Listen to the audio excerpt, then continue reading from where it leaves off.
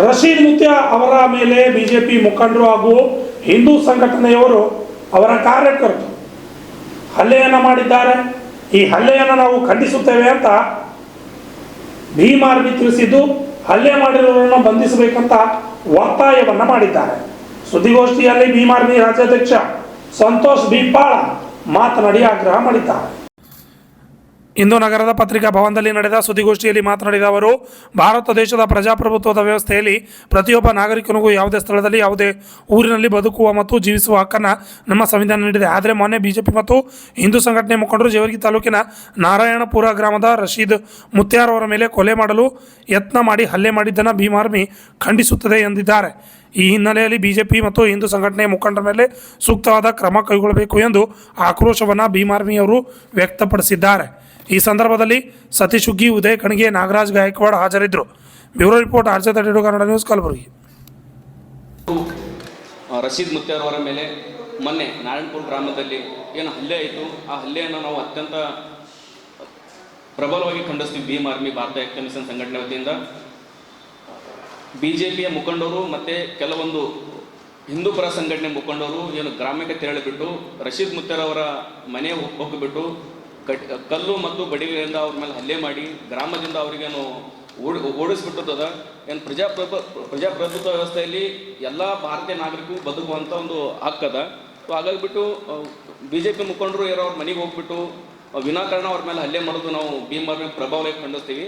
ಅದೇ ರೀತಿಯಾಗಿ ಕೂಡ ಏನು ರಶೀದ್ ಮುತ್ಯಾರವರ ಮತ್ತು ಅವರ ಇಬ್ಬರ ಸಹಚರರ ಮೇಲೆ ಹಲ್ಲೆ ಮಾಡಿದಂಥ ಹಿಂದೂ ಪರ ಸಂಘಟನೆ ಮುಖಂಡರನ್ನು ಕೂಡ ತಕ್ಷಣವೇ ಬಂಧಿಸಬೇಕಂತ ನಾವು ಈ ಪತ್ರಿಕಾಗೋಷ್ಠಿಯ ಮೂಲಕ ನಾವು SP ಅವರಿಗೆ ಮನವಿ ಮಾಡ್ಕೋತೀವಿ.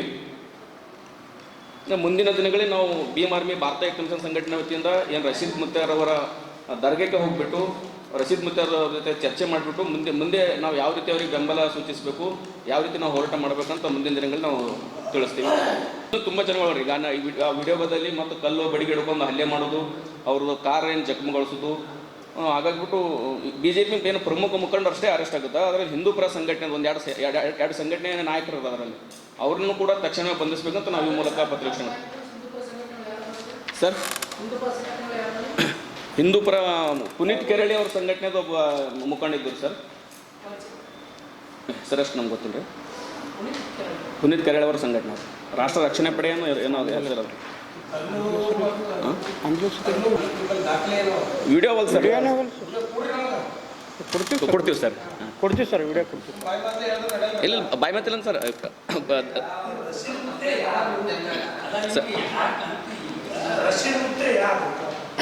ಈಗ ರಶೀದ್ ಮುತ್ಯ ಒಬ್ಬ ದರ್ಗಾದ ಒಬ್ಬ ಇಲ್ಲ, ಅವ್ರು ಏನು ಮಾಡ್ತಾರೆ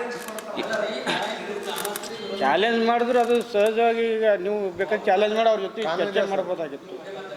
ಈಗ ಸರ್ ಚಾಲೆಂಜ್ ಮಾಡಿರ್ತಾರೆ ಅವರು ಈ ರೀತಿ ಮೂಢನಂಬಿಕೆ ಜನಗಳಿಗೆ ಮೋಸ ಮಾಡ್ತಾನೆ ಅಂತ ಹೇಳ್ಬಿಟ್ಟು ಅವ್ರ ಮೇಲೆ ಯಾವ ರೀತಿ 420 ಕೇಸ್ ಹಾಕಿ ಅರೆಸ್ಟ್ ಮಾಡಬೇಕು. ಅದು ಬಿಟ್ಟು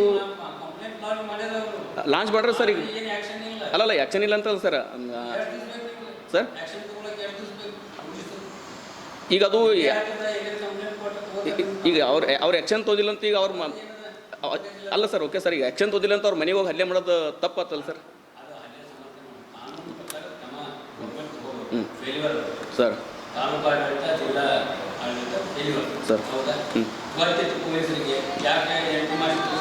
ಸರ್ ಮೂಢನಂಬಿಕೆ ವಿರೋಧ ಮಾಡ್ತೀವಿ ಸರ್ ನಾವು. ಬಟ್ ಏನ ಇಲ್ಲಿ ಹೋಗ್ಬಿಟ್ಟು ಅವ್ರ ಮೇಲೆ ಹಲ್ಲೆ ಮಾಡೋದು ನಾವು ಸರ್.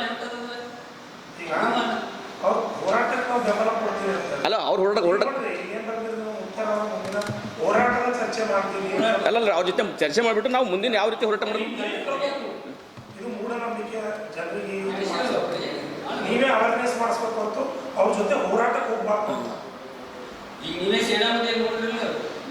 ಎಲ್ಲರೂ ಗುಂಪು ಕಟ್ಕೊಂಡು ಹೋಗ್ಬಿಟ್ಟು ಇನ್ನೊಂದು ಹೆಂಗೆ ಸರ್ ಅಲ್ಲಿ ಆ ಗ್ರಾಮ ಸರ್ ನಾರಾಯಣಪುರ ಸರ ಇಷ್ಟು ದಿನ ಶಾಂತಿ ಐತೆ ಅಂತ ಇತ್ತು ಸರ್. ಅದು ಇವರು ಹೋಗ್ಬಿಟ್ಟು ಅಲ್ಲಿ ಏನು ಪ್ರಚೋದನೆ ಮಾಡಿಬಿಟ್ಟು ಒಂದು ರೀತಿ ಸಮಾಜ ಒಂದು ಜಗಳ ಹಚ್ಚೋ ಒಂದು ಕೆಲಸ ಆಯ್ತು.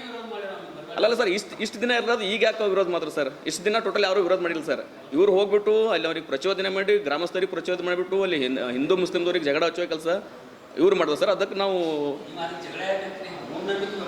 ಅಲ್ಲಲ್ಲ ಮೂಢನಂಬಿಕೆ ಹೌದೌದು ಸರ್.